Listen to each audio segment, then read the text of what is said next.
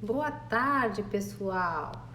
E aí, vamos falar um pouquinho hoje sobre enneagrama. Vamos voltar ao assunto que a gente já vem falando essa semana toda, desde segunda-feira, né? Um assunto interessante que é sobre essa ferramenta de autoconhecimento, essa ferramenta de transcendência, esse sistema de sabedoria antigo, né? Conforme todas as lives que eu tenho feito essa semana, eu tenho dito para vocês que o Enneagrama é um sistema, não é uma descoberta, não é uma coisa para a gente ser usado assim com rigidez ou como se fosse uma coisa teórica, né? O Enneagrama ele precisa ser vivido, ele precisa ser experimentado, ele precisa ser fazer parte da sua vida. Por isso que quando a gente fala sobre fazer um curso de Enneagrama, ou a gente fala sobre esse processo de autodescoberta, não é simplesmente comprar um livro, a gente tem vários livros que falam sobre o tema, e achar que a gente vai ler o livro e que a gente vai encontrar o nosso tipo, e aí ok, já agora eu sei que eu sou o tipo 1, que eu sou o tipo 2, que eu sou o tipo 7, agora que tipo você é, né? Então assim, o enneagrama não serve só para você saber seu tipo. Uma das coisas é você descobrir. Mas o maior ganho, o maior benefício desse sistema de sabedoria é você entender qual é o ponto onde você está, onde você nasceu, onde aquilo é predominante em você e saber quais são as suas potências, quais são as suas fraquezas e como usar isso para o seu favor. Uma coisa é a gente achar que a gente sabe, outra coisa é a gente olhar para dentro. E do ponto de vista da escrita, da nossa maneira de escrever, a gente identifica certinho as nossas motivações, nossos mecanismos de defesa. Através também dos nossos gestos ao escrever, a gente descobre nossos sentimentos, a gente descobre aquilo que nos move, aquilo que nos dá paixão, aquilo que nos torna únicos, né? O que você tem que te torna único? Qual que é o teu papel aqui? E muitas vezes a gente quer ficar o quê? Igual aos outros, a gente quer se comparar às pessoas, a gente acha que nem sempre aquilo que eu tô fazendo tá legal, ou então, ao contrário, a gente pode se achar demais, a gente pode achar que aquilo que a gente é, como a gente fala, então tá certo, os outros que aguentem porque eu sou assim, né? Infelizmente, não é o melhor caminho. Né? Quem pensa ou age assim, com o tempo vê que essa é uma escolha um pouco equivocada, né? Quem não consegue olhar para as pessoas ao redor, seja os familiares, colegas, e entender que é preciso entender o outro, mas também é preciso entender a si, e que a gente só consegue melhorar o nosso relacionamento quando a gente entende as pessoas, então fica difícil, né? E o sistema do Enneagrama serve para isso. E através da escrita, que é a ferramenta que eu utilizo, a gente identifica quais são esses padrões. Então, como eu falei para vocês, hoje a gente vai falar sobre o centro instintivo, né? O que é instinto, pessoal? O que você tá falando? Talvez, né? O que é instinto, Letícia? Instinto, gente, é aquilo que nos move a tomar decisões muito rápidas.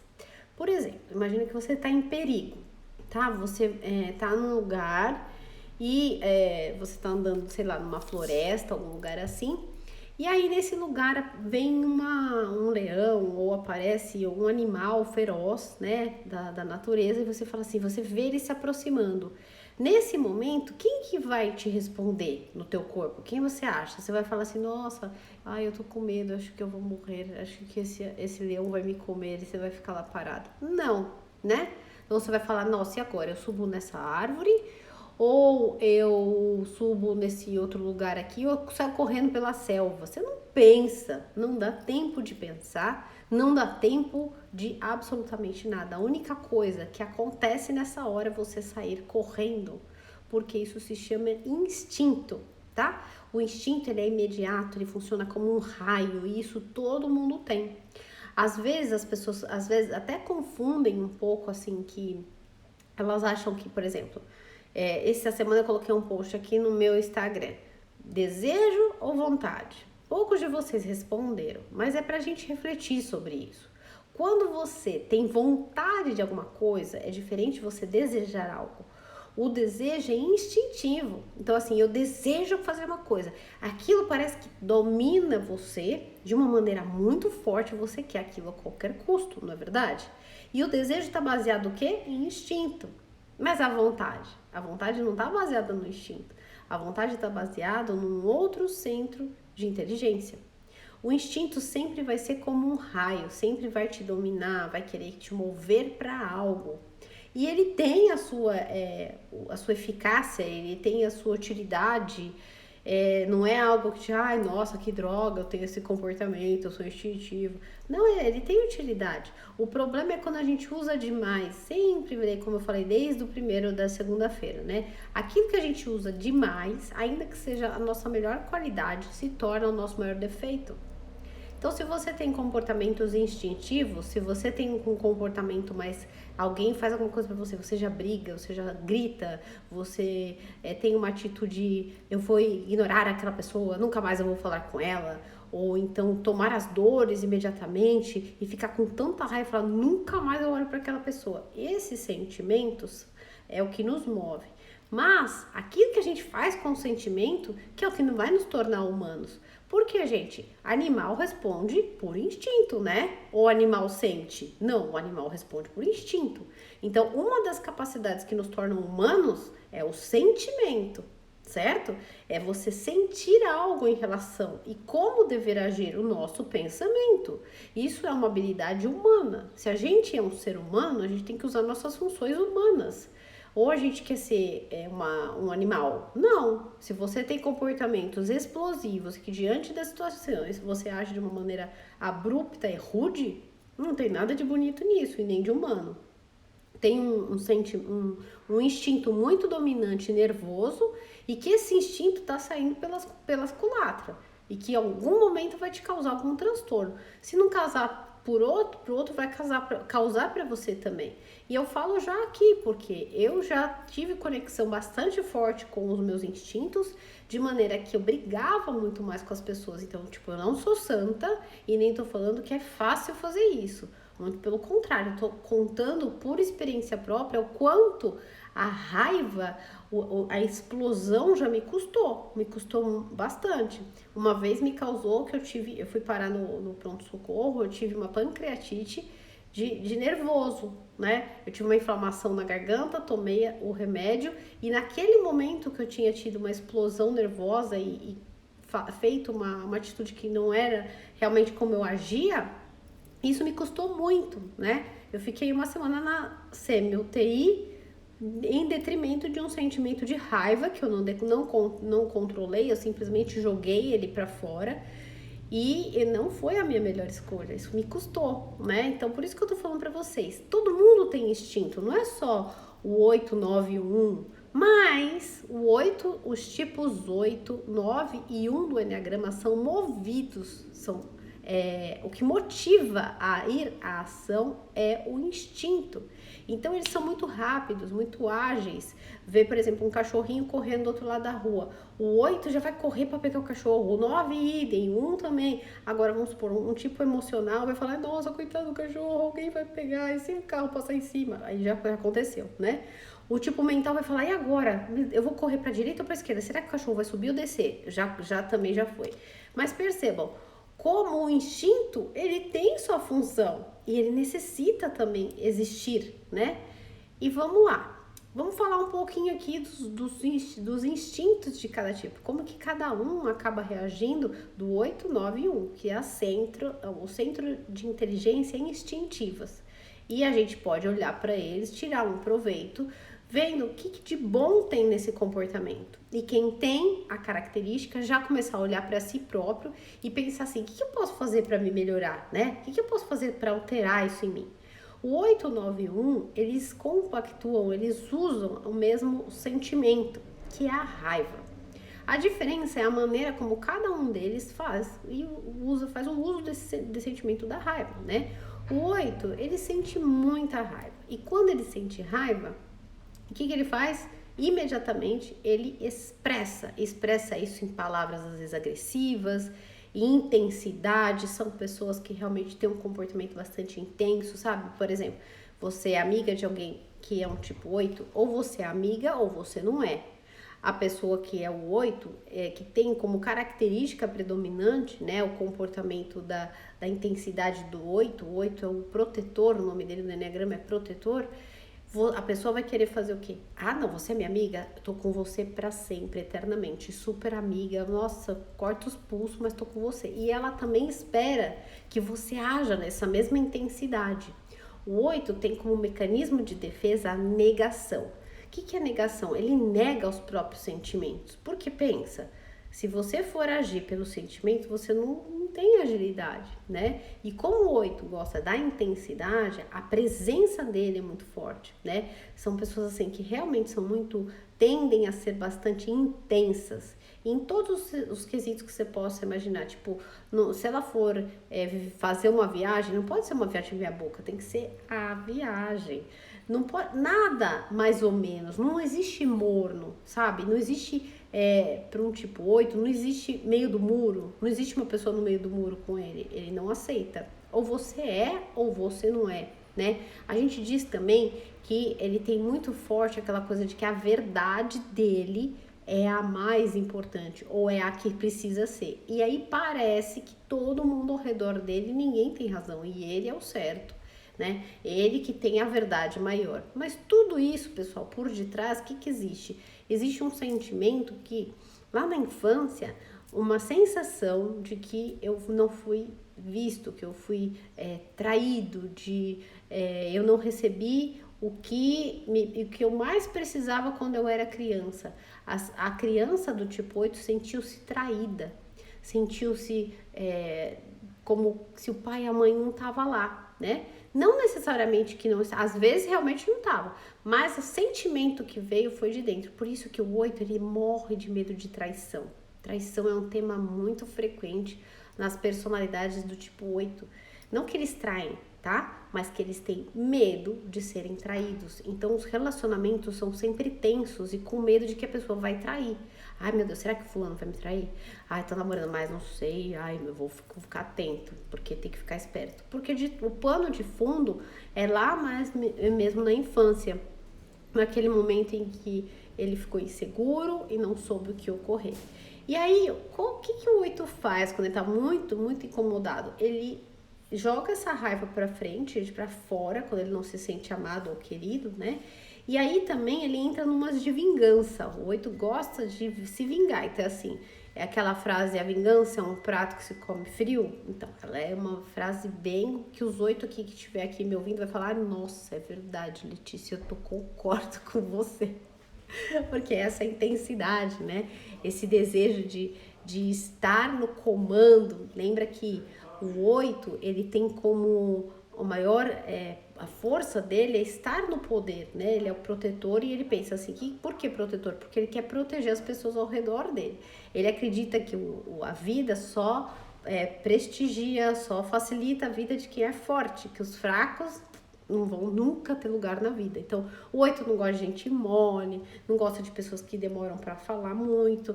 Mas aí imagina, se você tem essa característica de personalidade, de estar concordando aqui comigo, você vai falar, nossa, Letícia, super, e tudo que você está falando, essa sou eu. E ok, aí eu posso analisar a sua escrita. É verdade, você tem isso como dominante, você tem essa característica, mas e aí, você vai viver isso o resto da sua vida? Eu acho que, né, isso é algo que não vai te ajudar a melhorar, né? Vai fixar mais na personalidade. Lembrando que a personalidade é uma capinha que a gente usa. A gente não pode colocar, de novo, já falei isso essa semana, eu vou falar de novo. A gente não pode colocar os bois guiando a carroça. Quem que guia a carroça? Somos nós.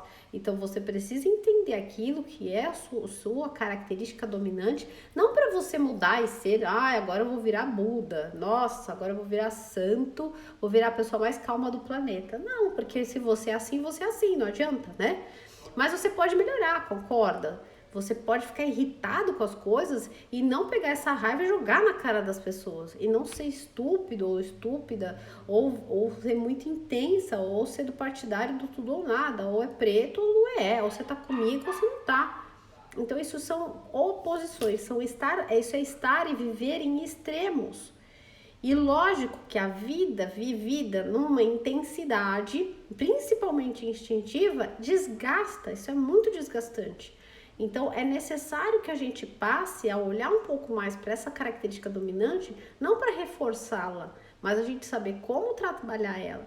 E, por exemplo, na escrita, quando a gente fala uma escrita muito intensa, com a raiva muito presente, o final das letras a gente vê com a ponta em massa, que nós chamamos na grafologia, que é quando a pessoa aperta muito e o final você vê que fica a ponta até meio quadradinha, sabe? Porque a intensidade, a pressão fala de como você lida com a sua energia. E o 8 usa a energia dele para como? Para fora. Então ele joga, né? Ele é impulso. Lembra que nós estamos falando em instintos, e instintos tem a ver com impulsos. Impulsos não saem da cabeça. Você não pensa sobre o seu instinto, ele acontece. Ele é rápido, ele é imediato. É ou não é? E realmente é assim. Mas será que você tem que ficar respondendo assim o tempo todo? Não é legal, né? Ok, vamos falar um pouquinho agora do 9, tá? O 9 também é um tipo instintivo do Enneagrama. E a característica diferente do 9 com o 8 é que o 9, ele diz que ele não sente raiva, tá, gente? Ele tá sempre na paz. E aí, quando ele sente raiva de alguma coisa, o que ele faz? Ele joga essa raiva pra dentro, ele introjeta.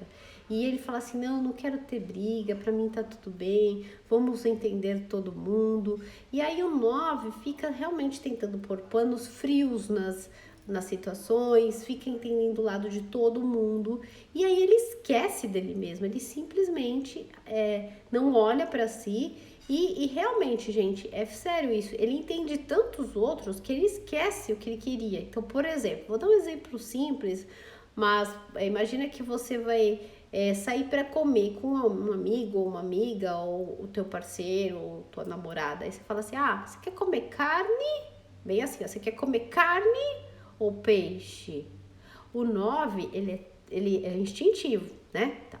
Então, ele desenvolve uma habilidade tão grande que se você falar carne e ficou um pouco mais forte, ele vai falar, putz, é o que ela tá querendo ou o que ele quer. E aí ele fala assim, pode ser uma carninha. Porque ele entendeu o teu tom como maior, né? Por que isso acontece? O nome do tipo 9, do comportamento, nesse ponto do Enneagrama, chama mediador. Ele não quer entrar em confronto, porque entrar no confronto gera dificuldade, gera gasto energético. E o 9 fala assim, não, deixa pra lá, não, tá tudo bem, fica tranquila. Pra que entrar na briga? Não precisa. Aí na prática, o que ele faz com essa raiva? Ele vai só jogando pra dentro, né? Não fala nada, vai passando um dia, outro dia e tal. Aí na prática ele precisa fazer um projeto para ele, tá? Ou você que tem uma característica 9 mais forte na escrita, até coloquei para vocês essa semana uma escrita com guirlandas. O que é a guirlanda na grafologia? A guirlanda é a dificuldade de você dizer não. E essa é uma das características mais frequentes no 9. A dificuldade de impor limites, porque ele sempre entende o lado de todo mundo, ok? Então vamos lá. Aí o 9, você é um 9, você identificou esse comportamento predominante. Beleza. Aí você fala assim, quer saber? Eu vou amanhã começar meu projeto. Aí quando chega na hora de você começar seu projeto, aí você fala assim, eu não sei, mas eu tô cansada, eu acho que eu vou ficar vendo uma televisão. Acho que eu vou dormir. O 9 usa um mecanismo de defesa que se chama narcotização. O que é narcotização? O que é narcótico?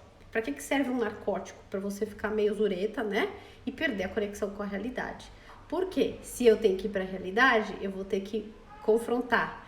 Eu vou ter que me posicionar. Se o 9 tem muita dificuldade de valorização de si próprio, porque como ele quer ficar igual a todo mundo, ele não quer se destacar. Imagina, eu vou lá e vou me mostrar, aí as pessoas vão me ver? Não posso, eu tenho que ficar igual a todo mundo. E a sensação de desconforto que vai gerar quando eu me coloco num lugar de destaque.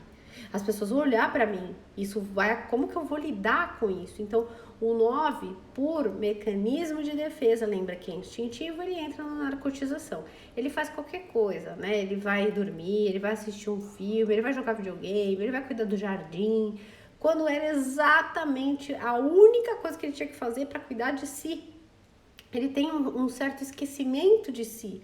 porque ele quer estar unido com todo mundo, ele quer estar na paz, ele quer estar na integração, ele almeja isso. Só que quanto mais ele faz isso, menos ele se conecta consigo. Aí, de novo, é usar a raiva para socar aquele sentimento que tá querendo subir. Então, também não vai ser bom, né?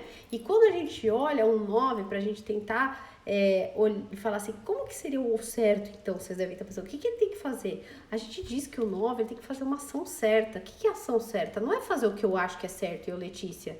É o fazer o que é certo para ele. O que é certo para ele nesse momento? É ele acordar e ir para uma academia? Então, porque tá sempre deixando para depois, porque é difícil levantar cedo. Então, ele tem que fazer aquilo por ele, não por mais ninguém. Porque o 9 fica a vida inteira como se fosse rodando em círculos, fazendo tudo para todo mundo, querendo estar na harmonia dos relacionamentos.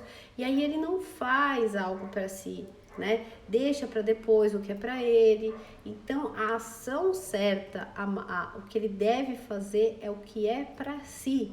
A gente diz assim, não é egoísmo, é olhar para si próprio e dar aquilo que você precisa, que você merece, né? E quando tiver numa relação ou tiver no trabalho, falar mais das coisas que não gosta, porque o 9 não fala, ele fica quieto, né? Se tem um desentendimento, ele prefere se calar do que dizer aquilo que está incomodando. E isso, com o tempo, imagina uma pessoa sempre carregando a raiva para dentro, a raiva para dentro, a raiva para dentro. O que vocês acham que vai acontecer? Claro, vai dar algum problema físico, né? Pode dar pedra no rim, pode dar pedra em outros lugares do organismo, né? Por que eu tô falando que pode dar, né? Quando a gente estuda a psicossomática das doenças e a gente vê o que significa pedra, a gente vê que é a agressividade contida. E na nossa letra, a gente identifica também a agressividade contida, aquela raiva que tá ali por sair, mas que tá sendo colocada para dentro, né? A pressão fala muito sobre a energia, em especial essa energia da raiva, de como a pessoa tá lidando. E o tipo 1, pessoal, que é o último tipo da tríade instintiva. O tipo 1, o nome dele é perfeccionista. O que ele faz quando ele sente raiva? Adivinhe o que o 1 faz quando ele sente raiva? Será que ele põe pra fora? Será que ele põe a raiva pra dormir igual o 9? Não, ele vai guardando pra dentro dele. Mas ele não guarda simplesmente, faz ela dormir. O 9 ainda faz ela dormir, tá? O 1, ele pega a raiva e vai implodindo. Imagina você tá com raiva das coisas, não fala, porque também não é certo falar, porque você vai falar, não pode falar que você vai ficar errada, e o certo é não falar, é engolir o sapo. E aí o 1 fica engolindo o sapo, aguentando, e ele fica com o quê? Com uma coisinha que se chama ressentimento e ira. E aí, um determinado dia, um determinado momento, essa ira escapa pela culatra. Aí você vê, não sobra nenhum, não fica um sobrevivente ao redor, né? Que aquela raiva sai com tudo, né? Então, o mecanismo de defesa do tipo 1 se chama formação reativa. O que é formação reativa? É eu não deixar essa espontaneidade sair, o controle absoluto. Quando a gente fala de escrita, na nossa maneira de escrever, uma das categorias que a gente estuda na grafologia é a inclinação, tá? As hastes das letras, elas podem ser inclinadas à direita, inclinadas à esquerda, podem ser verticais, podem ser ambivalentes. A gente mede com um transferidor para saber qual é o grau de inclinação que tem a sua haste, para a gente conseguir entender o que está passando com você aí dentro. Aí, o que o 1 faz? O 1 tenta, a qualquer custo, controlar os sentimentos, controlar as relações, tem um gosto especial pelo controle, tá? Então, assim, imagina que a gente tá numa pandemia. Então, ele tem que controlar todo mundo, principalmente se é pessoas que ele gosta, ele tem que controlar todo mundo para não dar problema e não acontecer. E aí ele não consegue, ele não fica com raiva e sai falando, né? Ele fica com raiva e implodindo, fala, não acredito que isso acontece, não acredito que essa pessoa age assim, mas não põe para fora. Né? E como que lida com essa característica? Como que lida com essa formação reativa tão implosiva e tão danosa, né? Como eu falei para vocês desde o início, tem que, para fazer algumas práticas para essa energia da raiva ser diluída, né? Uma delas é realmente se permitir. O que é se permitir? Se permitir relaxar. Justamente o que o 1 faz. É assim, tipo, tá irritado com alguma coisa? Tenta, se não for possível falar, vai meditar, vai ver um livro, divirta-se. A diversão vai ajudar um tipo 1 a dar uma relaxada. Nem tudo é ferro e fogo, nem tudo é 100%, mas como são tipos instintivos, esses que a gente está comentando, pensa o quanto isso é difícil. Porque quando vê, já foi. É diferente de um tipo que é um mental ou um emocional, você consegue ter algum tempo, né, para você lidar, mas os instintos são muito fortes. Por isso que do meu ponto de vista e do meu trabalho através do método que eu criei, a única maneira que eu encontrei hoje, claro que existem outras, mas dentro da minha metodologia é através da respiração. Porque na respiração a gente vence barreiras. Na respiração a gente integra sentimentos. E eu não dependo do meu pensamento e não dependo de absolutamente nada, só do ar entrar e sair.